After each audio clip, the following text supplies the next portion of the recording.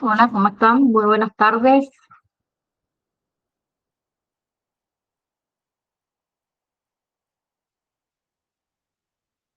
Bien, continuando con la última enfermedad que nos quedaba, que son las hepatitis. ¿Sí? Vamos a empezar con lo que es hepatitis A. La hepatitis A es una infección hepática, es bastante contagiosa, está causada por el virus de la hepatitis A. ¿Sí? Eh, También se puede contagiar, digamos, la hepatitis A por ingerir alimentos o agua que estén contaminadas o por el contacto también directo con personas o con objetos infectados, ¿sí? Hay casos leves de hepatitis A donde no se requiere en sí tratamiento y la mayoría de las personas afectadas en sí se recuperan por completo sin ningún daño, digamos, permanente en lo que es el hígado, ¿sí? Hay que practicar para esto que de higiene, también hay que lavarse obviamente bien las manos con frecuencia, todo esto para evitar esa transmisión del virus. También tenemos que la vacuna contra la hepatitis A, ¿sí? Con respecto a los síntomas de la hepatitis A, generalmente aparecen unas semanas después de que la persona se contagió con este virus. Bien, más allá de eso, no todas las personas con hepatitis A manifiestan síntomas, pero si la persona manifiesta síntomas, dentro de estos síntomas podríamos incluir, por ejemplo, lo que es el cansancio, la debilidad, las náuseas, vómitos, la diarrea, todo esto repentino, ¿sí? También puede aparecer un dolor o un malestar abdominal. Puede aparecer también la pérdida del apetito, fiebre baja, orina oscura, dolor articular. eh, Puede aparecer también como otro síntoma el color amarillento en la piel, ¿sí? Puede aparecer una picazón bastante intensa también. Bien, si bien los síntomas que fui nombrando eh, pueden ser, digamos, relativamente leves y desaparecer al cabo de unas semanas, a veces la hepatitis A da lugar a enfermedades mucho más graves, o sea, enfermedades que duran mucho más meses. ¿Bien? ¿Qué hay que hacer para tratar de evitar la hepatitis A? Perdón, vacunarse, ¿sí?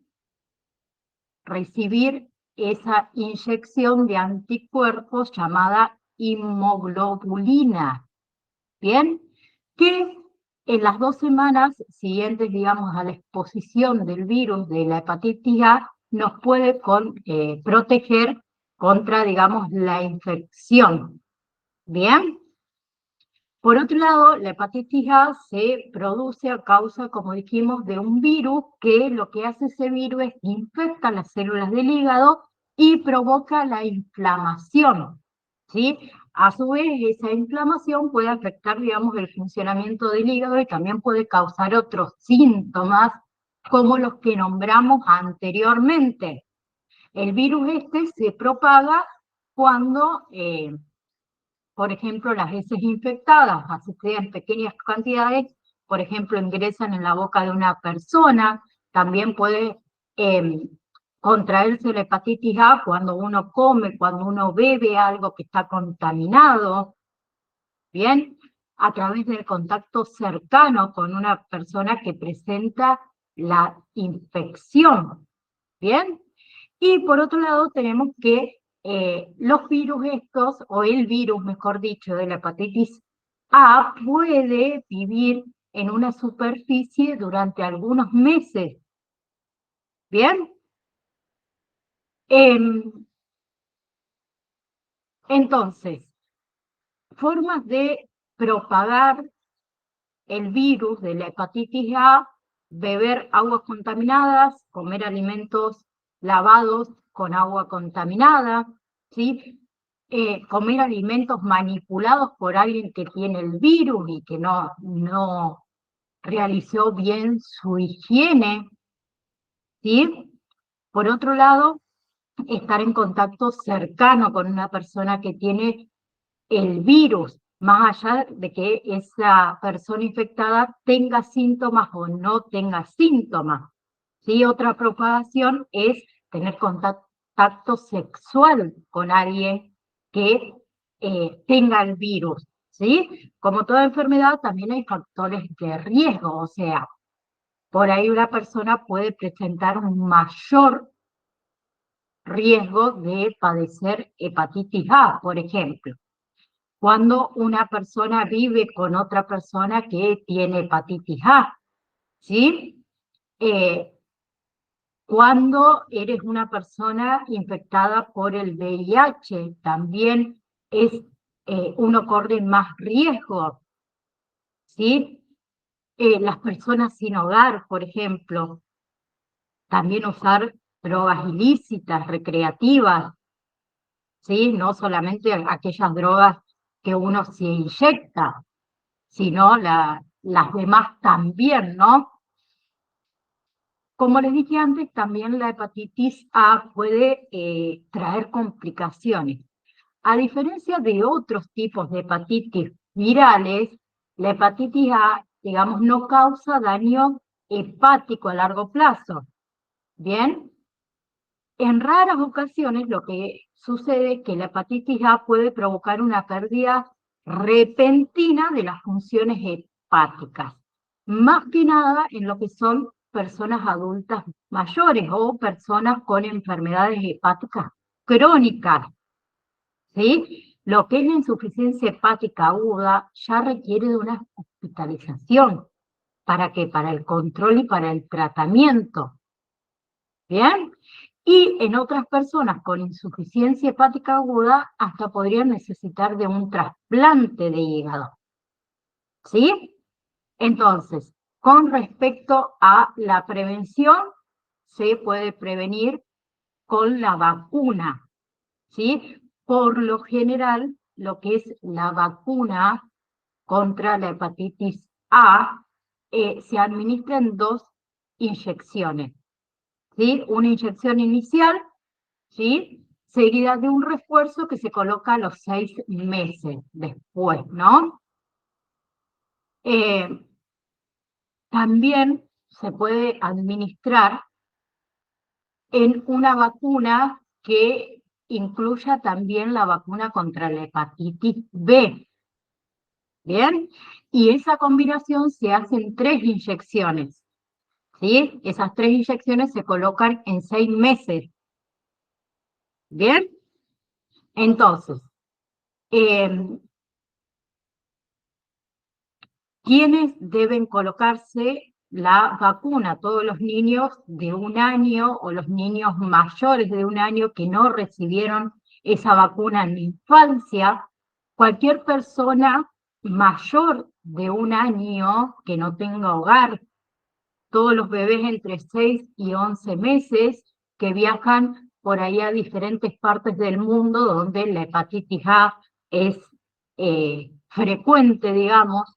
También todas las personas que estén en contacto directo con otras personas que tengan hepatitis A, ¿sí?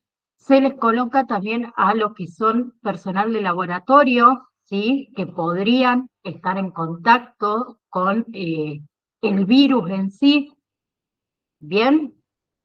Las personas obviamente que trabajan en partes del mundo donde, como dijimos antes, la hepatitis es frecuente, todas aquellas personas que usan algún tipo de droga ilícita recreativa, ¿bien? Y todas las personas con enfermedades hepáticas crónicas, que también está incluidas que hepatitis B y hepatitis C, ¿bien? ¿Hasta ahí vamos? Entonces, ¿qué debemos hacer más allá de la higiene? ¿Sí? Si hay, digamos, un brote de hepatitis A, vamos a tener que tomar ciertas medidas para que no se propague ese virus. Entonces, por ejemplo, lavemos lo que son frutas, verduras, todo fresco, con aguas embotelladas, ¿sí? Podemos pelar las frutas y las verduras, también hagámoslo, ¿sí?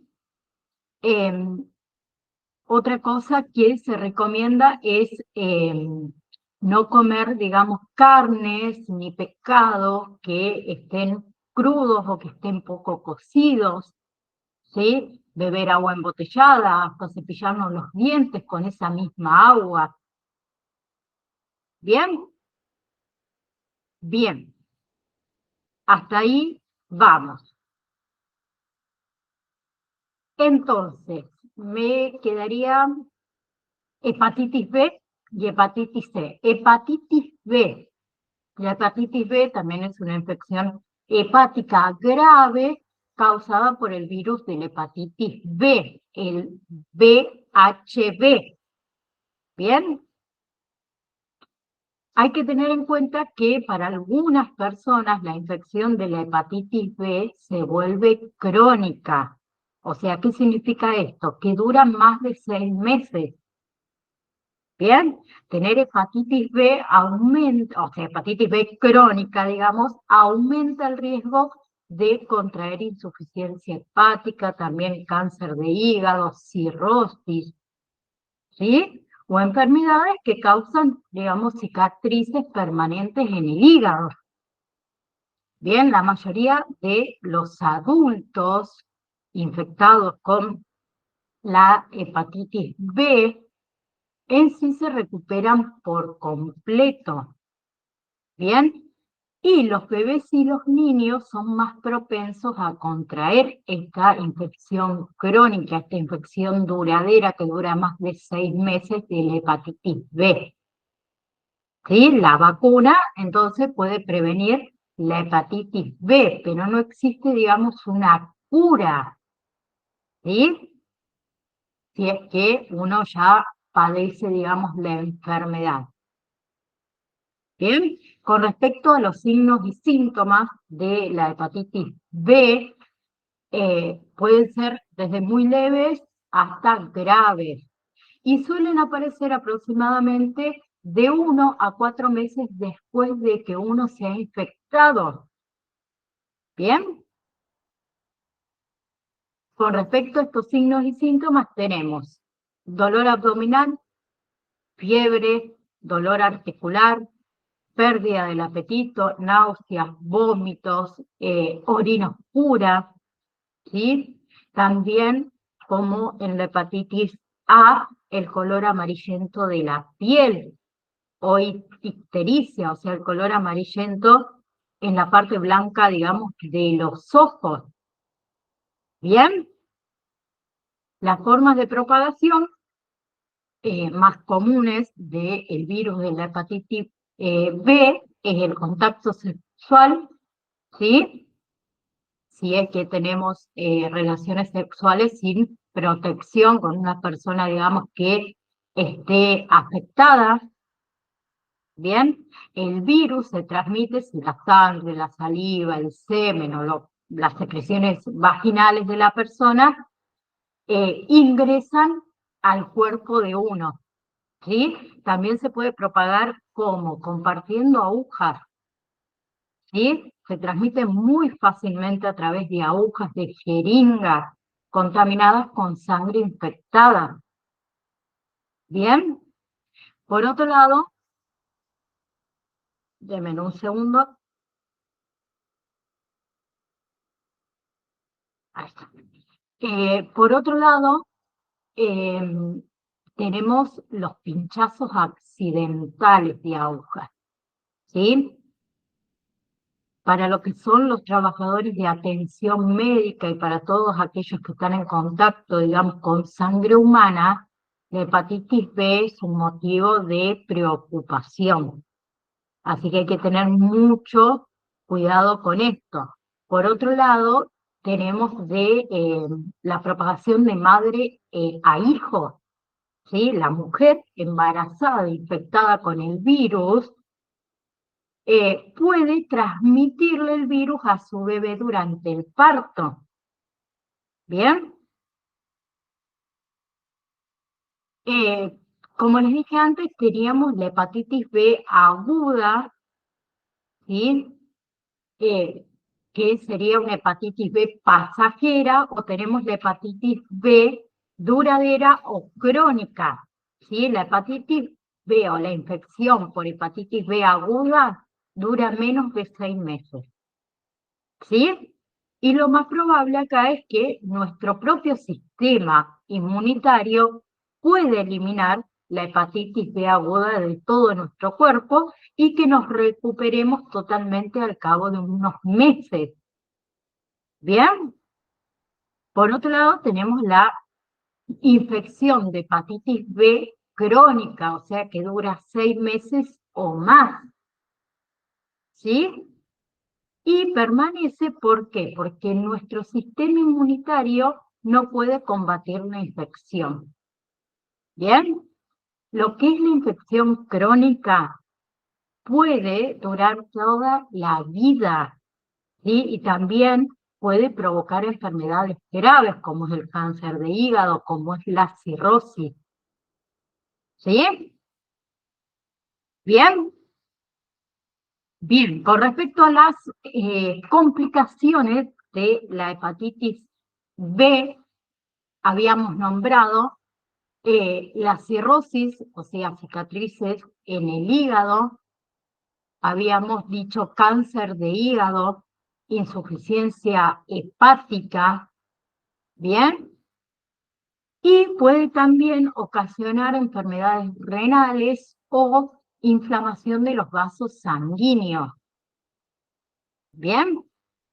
Entonces, una de las prevenciones es que la vacuna, ¿sí? ¿Quiénes deben o a quiénes se les recomienda aplicar la vacuna contra la hepatitis B?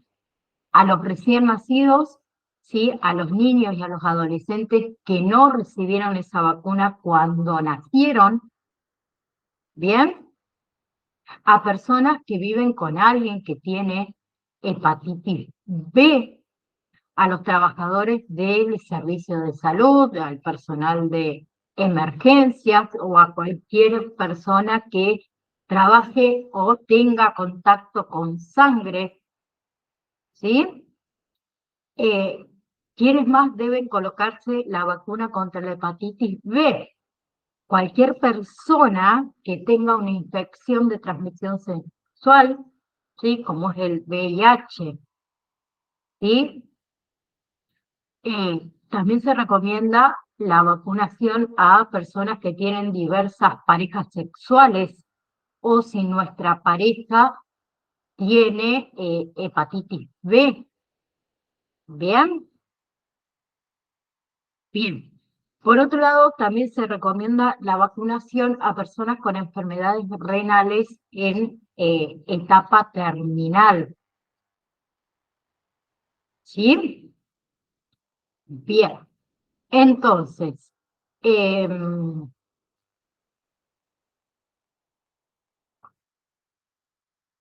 la otra que me queda, perdón, me había tildado, es la hepatitis C.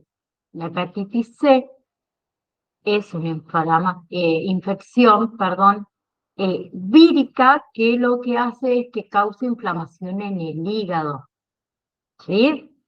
Y lo que a veces sucede es que causa un gran daño hepático, ¿sí?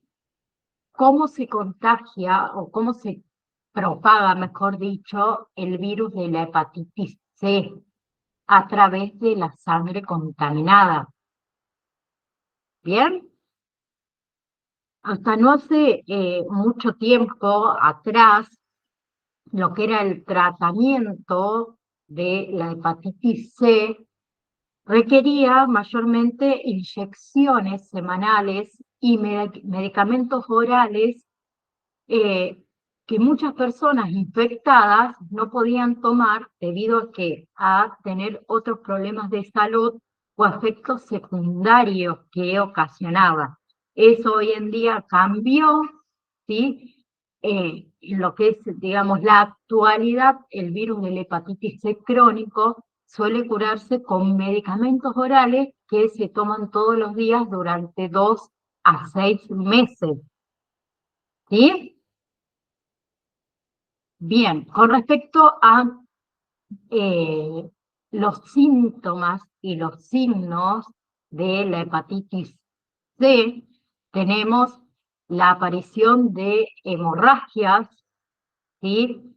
Eh, la propensión a que nos aparezcan hematomas, la falta de apetito, la picazón en la piel, ¿sí? La acumulación por ahí de líquidos en el abdomen, ¿sí? La fatiga, la pérdida de peso, la hinchazón de las piernas. También puede aparecer que confusión, somnolencia, dificultad para hablar. ¿Bien? Bien. Eh, con respecto a los factores de riesgo de la infección eh, por hepatitis C, obviamente tenemos primeramente los trabajadores de la salud, ¿sí? Que se han expuesto, digamos, a sangre infectada, ¿bien? Que puede por ahí, sin darnos cuenta, perforar la piel con alguna aguja infectada y nos podemos contraer de hepatitis, ¿bien? Tener VIH es otro factor de riesgo.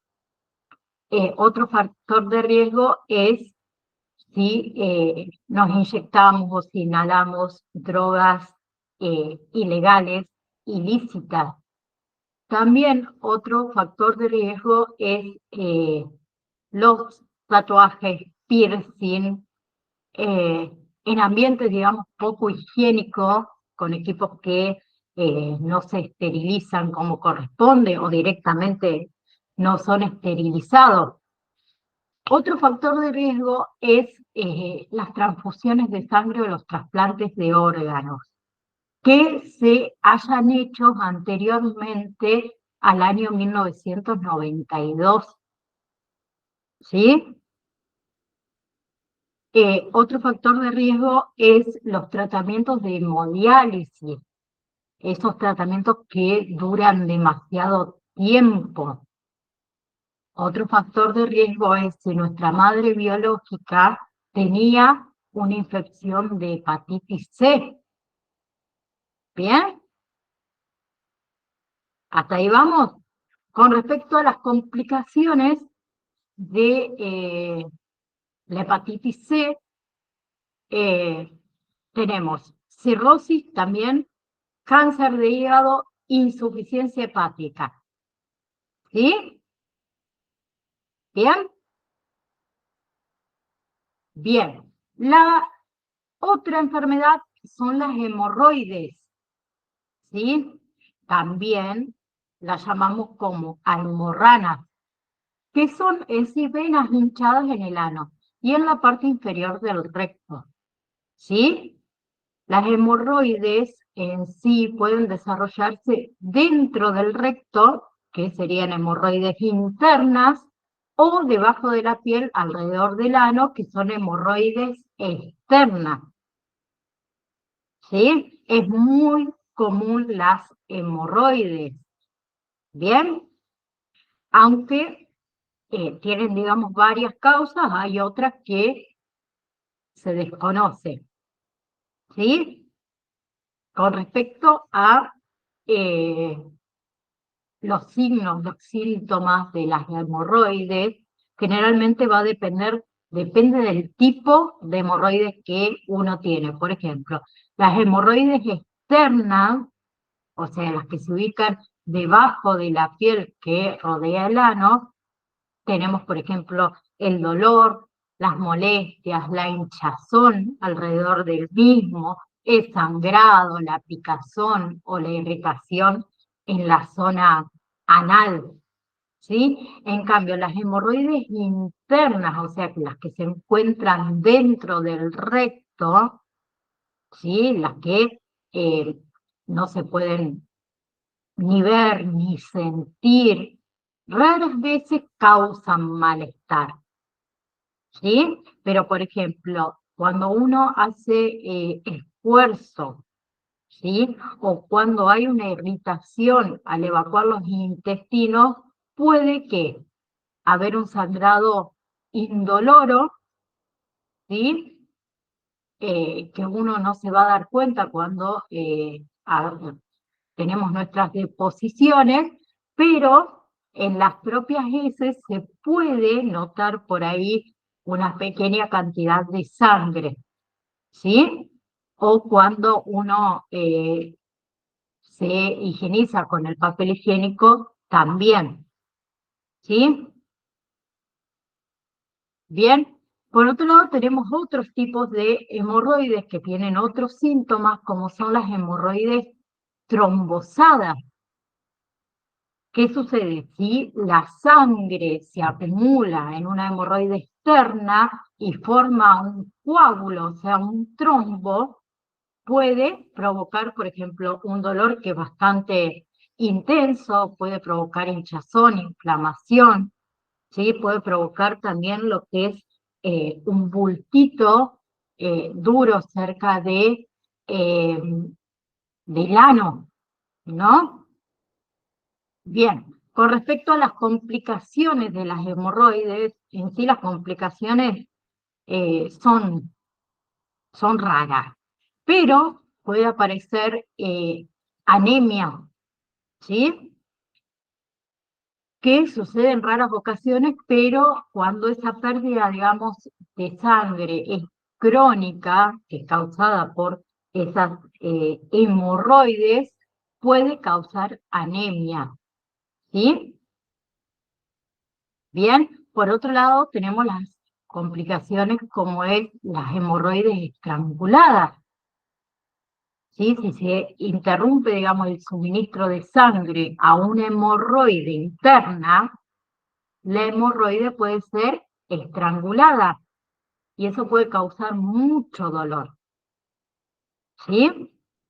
Otra complicación son los coágulos sanguíneos, ¿sí? Ocasionalmente se pueden formar coágulos en una hemorroide, ¿sí? Más que nada en lo que son las hemorroides trombosadas, ¿bien?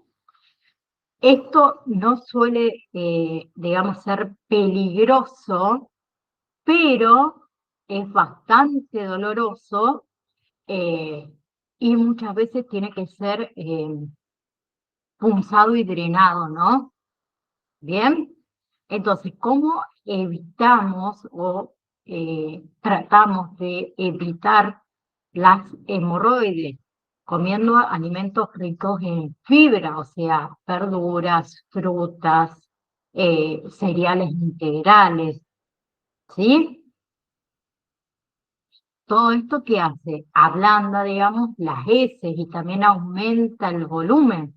Entonces eso va a ayudar a evitar que hagamos un esfuerzo demasiado, que ese esfuerzo puede causar hemorroides, ¿sí?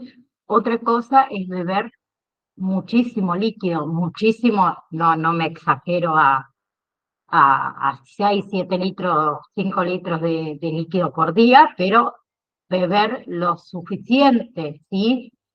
Como mínimo, por lo menos 8 vasos de agua diarios, ¿sí? No se incluye el alcohol, ¿bien? El alcohol o el mate, los que solemos tomar mate, eh, no es lo mismo que tomar agua simplemente, ¿no? Bien. Eh, por otro lado, eh, debemos que tratar de no hacer demasiados esfuerzos, ¿sí? También no está bueno para la persona que tiene hemorroides contener la respiración mientras uno evacúa los intestinos, ¿sí? ir al baño cuando nuestro cuerpo nos pide. Si uno espera para evacuar, ese impulso va disminuyendo, desaparece. Entonces, toda esa materia fecal, ¿qué podría pasar? Secarse y va a ser mucho más difícil evacuar, ¿sí? Debemos hacer también ejercicios, ¿bien? Y evitar que estar sentado durante mucho tiempo, ¿sí? Estar sentado durante mucho tiempo, más que nada en lo que es el inodoro, puede aumentar la presión de las venas del ano. ¿Bien?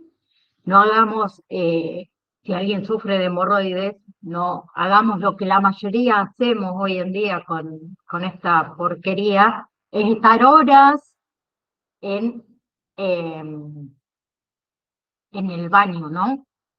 ¿Sí? Bien.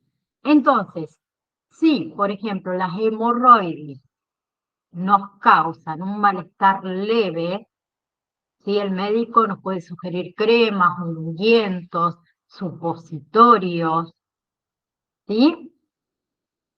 Hay de estos medicamentos de venta libre, ¿sí? Estos medicamentos contienen ¿qué? Ingredientes como es, por ejemplo, la hidrocortisona, la lidocaína, que alivian temporalmente el dolor, ¿sí? El dolor y puede aliviar también lo que es la comezón, ¿sí? No se recomienda lo que son las cremas con esteroides de venta libre. No se recomienda, digamos, más de que la usen más de una semana, ¿sí? Bien,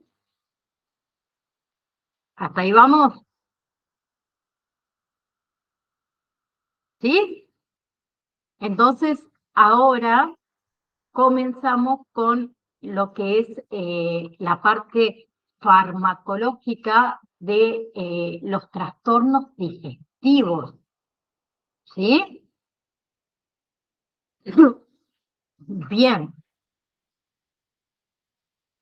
entonces, empezamos con lo que son las afecciones neurovegetativas. Son trastornos que tienen el origen en el desequilibrio neurohormonal, conocido como distonia neurovegetativa, ¿sí? Y que afecta en sí a todos los sistemas del organismo, ¿sí? Bien, con respecto a esto, en muchas personas, lo que es el aparato digestivo suele ser el lugar de repercusión de todos los trastornos de ansiedad, de afectividad, ¿sí? Por eso es bastante difícil y engorroso, ¿sí? Y errante diagnosticar, ¿bien?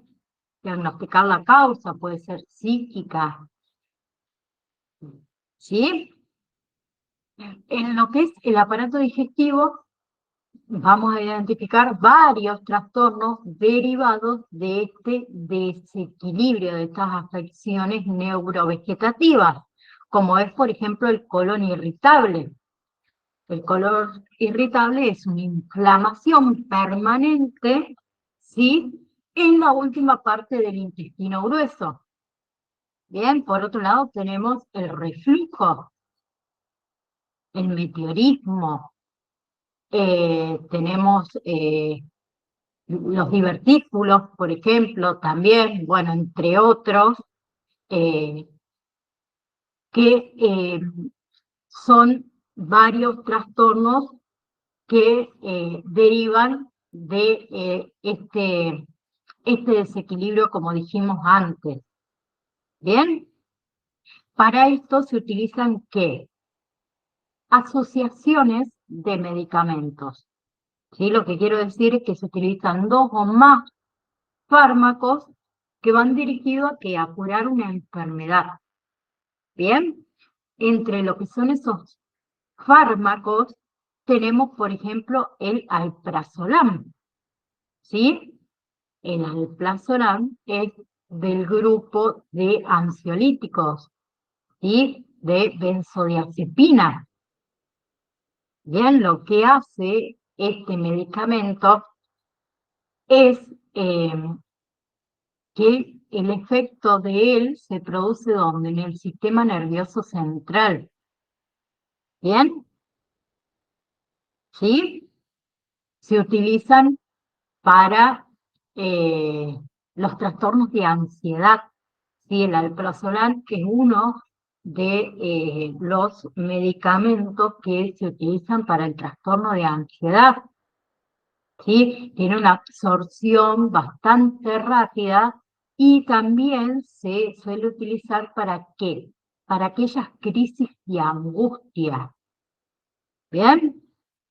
Tiene, como todo medicamento, algunos efectos adversos, como es, por ejemplo, la desorientación, la somnolencia, ¿sí? La incapacidad por ahí de responder rápidamente a estímulos. Entonces, debemos, debemos tener mucho cuidado o mucha precaución cuando, por ejemplo, tomamos esta medicación, como es el alprazolam, cuando conducimos, cuando manejamos maquinarias sofisticadas o maquinarias pesadas, ¿no? ¿Sí? En particular, en lo que son los trastornos neurovegetativos, que son trastornos psicosomáticos debido a que a la alteración en la excitabilidad del nervio vago y del nervio simpático. ¿Sí? Lo que es el alprazolam, que lo dijimos recién, y el bromazepam, que es de la familia de los ansiolíticos, que se usaba mucho anteriormente.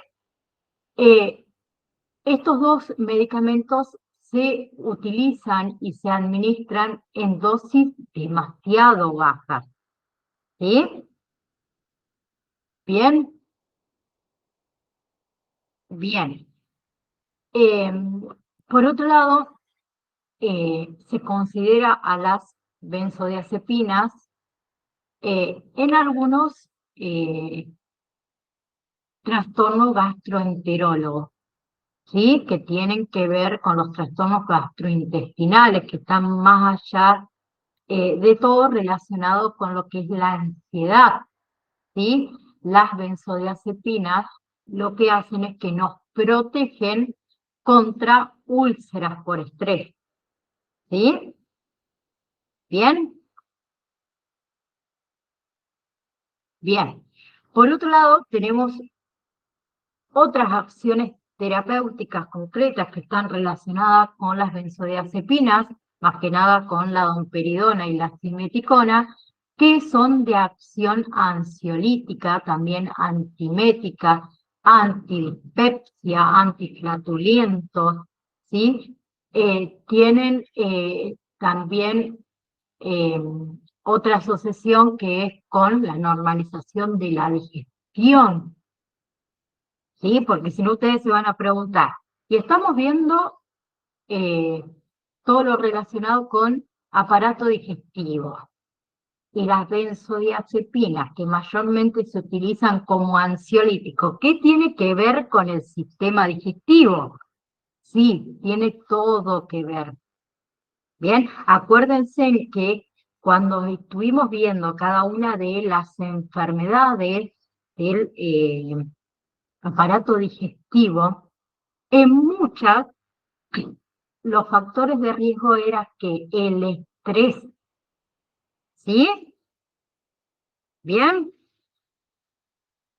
Por otro lado, tenemos otra medicación como es el Supiridad, ¿sí?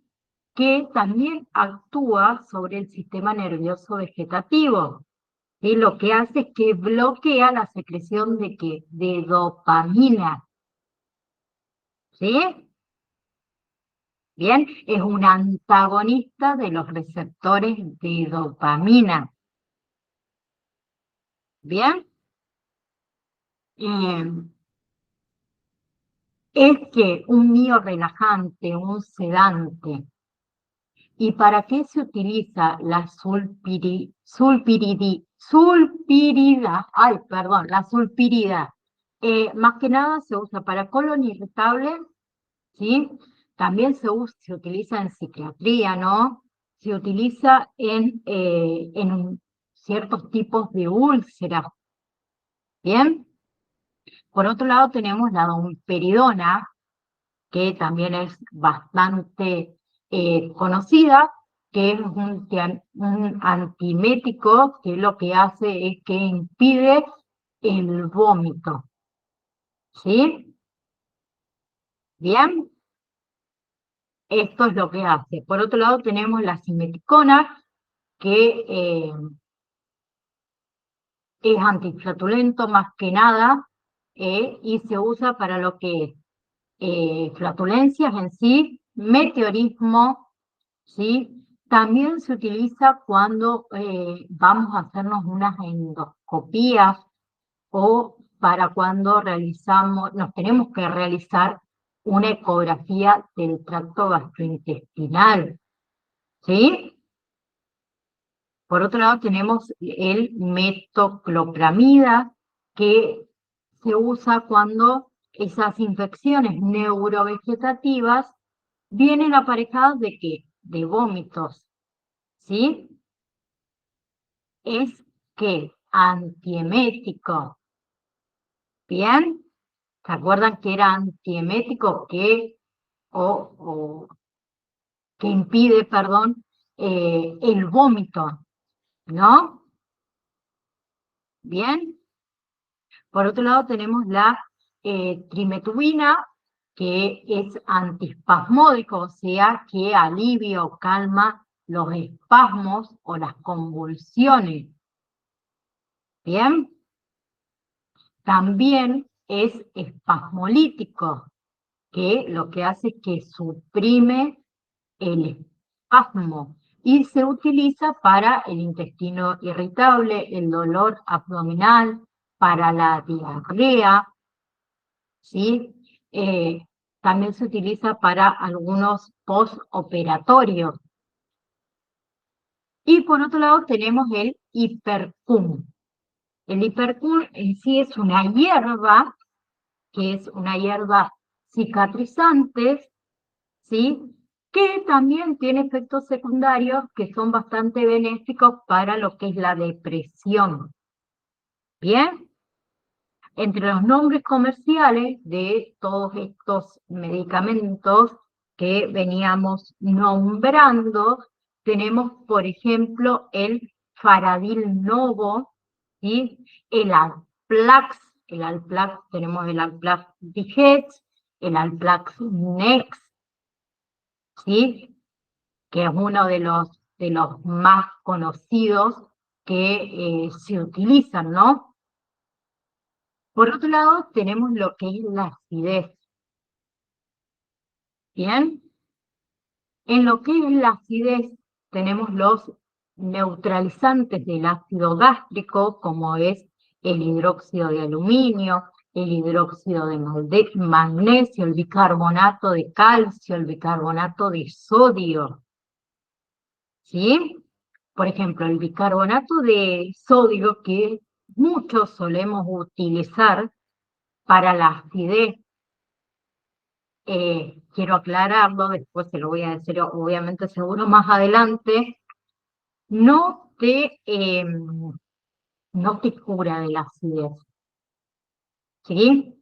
Lo que hace es que ese síntoma y signo que uno siente eh, lo podamos llevar, digamos, con más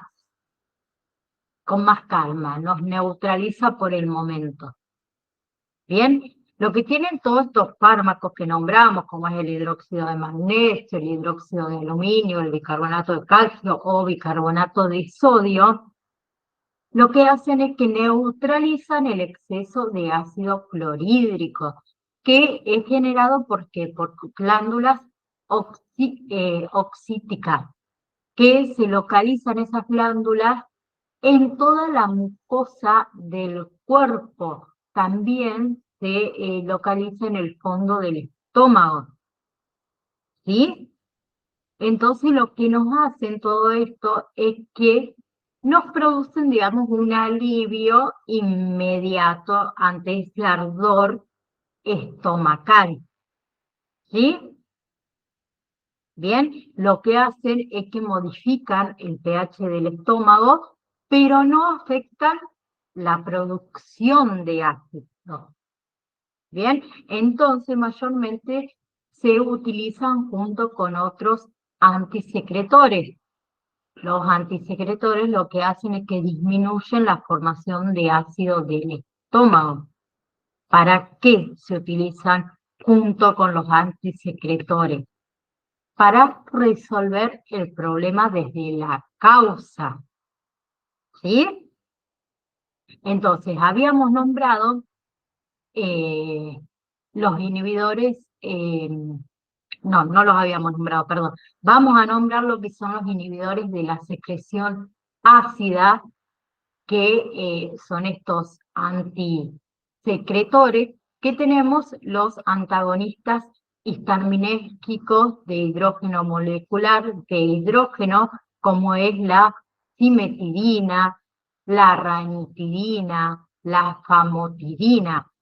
Lo que hacen es que actúan disminuyendo esa secreción ácida.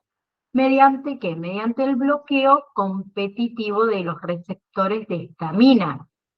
¿Bien? Entonces, inhiben que la secreción ácida basal. ¿Bien? Lo que hacen es que reducen, digamos, el volumen del jugo gástrico y aumentan ese pH. ¿Bien? Bien. ¿Para qué se utilizan los antagonistas histaminérgicos H2? Habitualmente se utiliza en lo que es la profilaxia, lo que es el tratamiento de úlceras pépticas, de acidez gástrica, ¿sí? De gastritis, ¿sí? Esa gastritis erosiva. ¿Bien?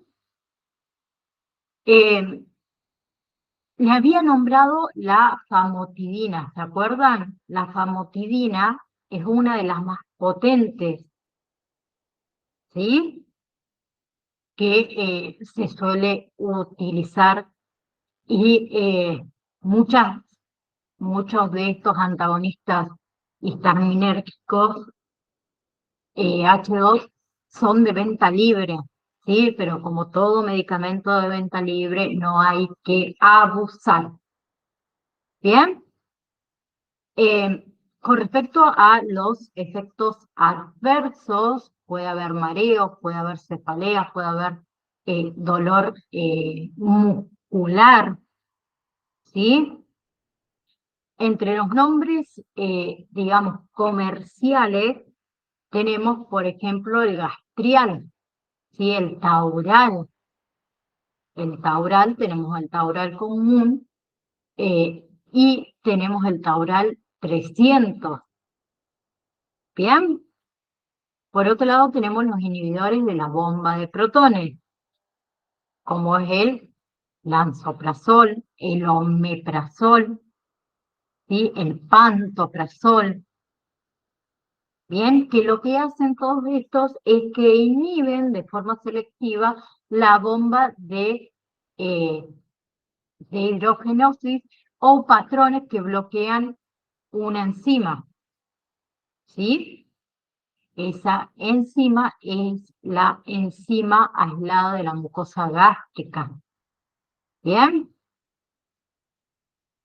¿Sí?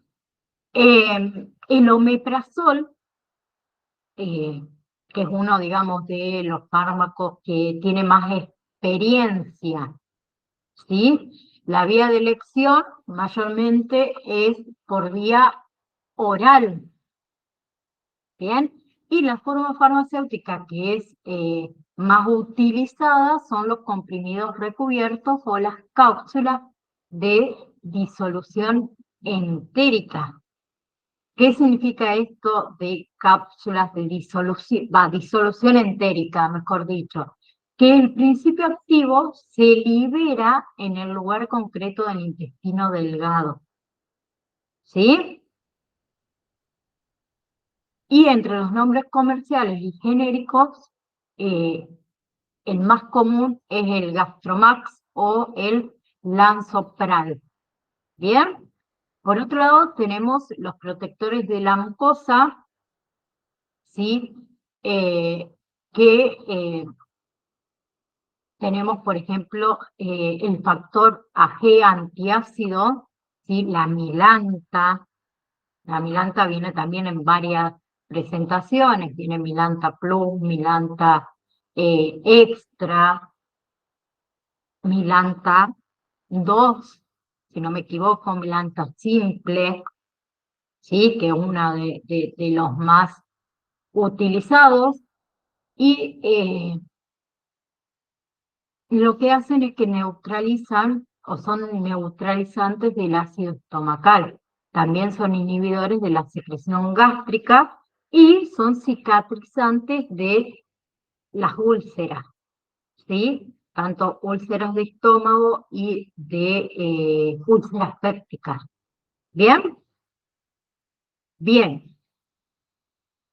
Denme un segundo para que no quede colgado.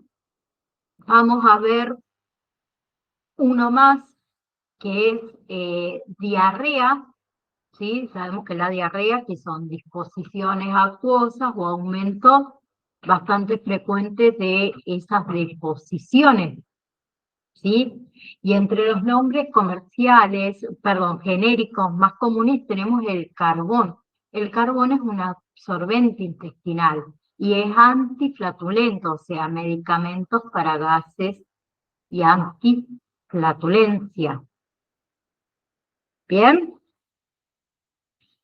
Se usa como entonces antiflatulencio para lo que es el tratamiento sintomático de la distensión abdominal. La distensión abdominal es que una afección en la que el abdomen se siente lleno, se siente apretado, o sea, ese abdomen luce como hinchado. También se utiliza para que para el meteorismo. ¿Se acuerdan lo que era el meteorismo? Es el exceso de gases dentro del intestino. Bien, también el carbón se podría considerar como un antidiarreico. Bien, por otro lado tenemos la loperamida, que es un antidiarreico, es un derivado de los opiáceos, y el opiáceo es una sustancia que se usa para el tratamiento del dolor y también para producir el sueño, ¿sí? Los opiáceos derivan del opio, ¿bien? Eh, También la loperamida lo que hace es que inhibe que el peristalismo intestinal. El peristalismo intestinal es el movimiento ese ondulado de los músculos del intestino. ¿Sí? Bien. Lo que hace también es que aumenta el tono del esfínter anal y se usa más que nada para diarreas agudas en adultos, diarrea de el viajero, ¿sí? Colon irritable. Por otro lado tenemos la sulfasalacina, ¿sí? Que es de acción que antiinflamatoria, también es de acción inmunosupresora. ¿Sí? ¿Y qué se usa en qué? Colitis ulcerosa. Bien. Por otro lado tenemos la pectina, que es de acción constipante, ¿sí? Que se utiliza cuando esas heces se tornan duras, secas, cuando esas heces se tornan difíciles de evacuar. Bien. Por otro lado tenemos la neomicina, que es un antibiótico que es utilizado para diarreas que son causadas por bacterias. Bien, tenemos la crema de bismuto o el bismuto colodial, que es un compuesto que es utilizado durante hace muchísimos siglos, ¿sí? Que eh, tiene como antisecretor, ¿sí? Que lo que hace es que disminuye la formación de ácido del estómago.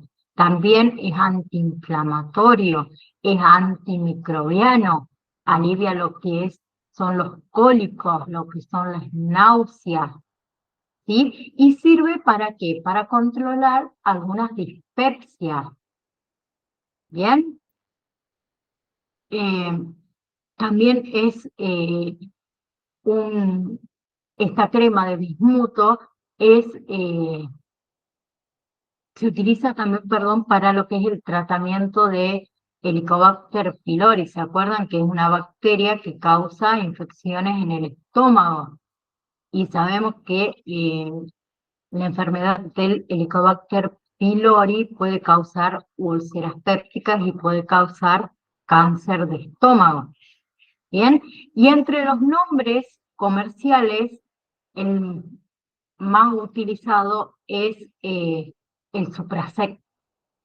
Sí, el Suprasec es muy utilizado, o sea, de los nombres que más se escuchan, por decirlo de alguna manera, y el Regulante. ¿Sí? La próxima clase vamos a seguir con vómitos, nos queda bastante de la parte farmacológica, me lo voy a anotar. eh,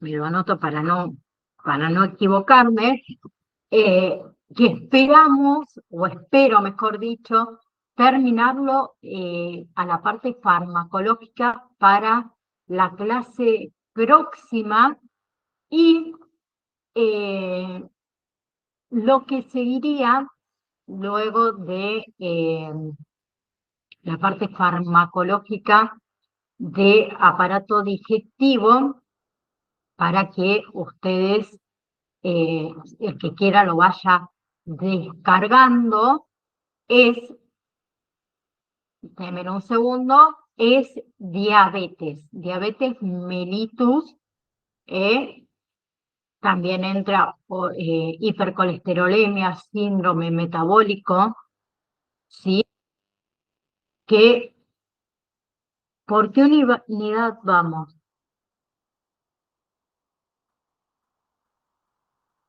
Ya lo pasamos a presión arterial hace.